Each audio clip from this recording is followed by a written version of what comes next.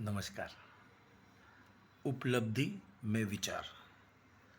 उपलब्धि में विचार यानी विचार जो है उसी से हमें उपलब्धि मिलती है। बहुत महत्वपूर्ण चीज़ है। देखिए, बड़े ध्यान से सुनिएगा। वो सब कुछ जो मनुष्य प्राप्त करता है या जो प्राप्त करने के लिए करने में असफल रहता है, वह सीधे सीधे उसके अपने विचारों का परिणाम है। उचित रूप से व्यवस्थित जगत में संतुलन के अभाव का अर्थ होगा पूरी तरह से विनाश, जिसमें व्यक्तिगत जिम्मेदारी संपूर्ण होनी चाहिए।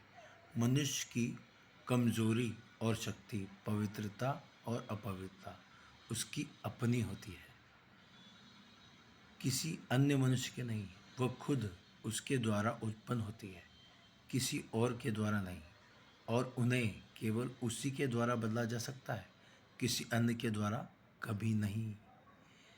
उसकी परिस्थिति भी उसकी अपनी होती है, किसी और मनुष्य की नहीं। उसका दुख, उसकी खुशी भीतर से पैदा होती है। जैसे वह सोचता है वैसा ही वह होता है। जैसा वह सोचना जारी रखता है वह वैसा ही रहता है।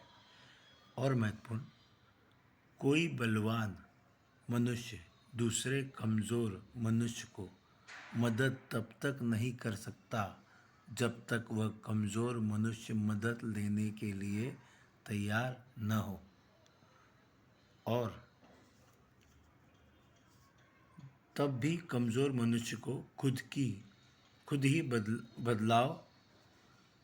ही बलवान बनना चाहिए। अपने खुद के प्रयास से उसे वह शक्ति विकसित करनी चाहिए जिसकी वह दूसरों में प्रशंसा करता है।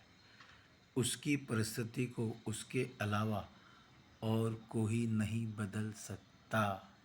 अर्थात मनुष्य जो स्वनिर्मित खुद से अपने अंदर बदलाव लाकर खुद में बदलाव लाकर अपनी परिस्थितियाँ अपने विचारों से बदल सकता है। तो उसे अपने विचार मजबूत रखने होंगे हर स्थिति में, हर परिस्थिति में।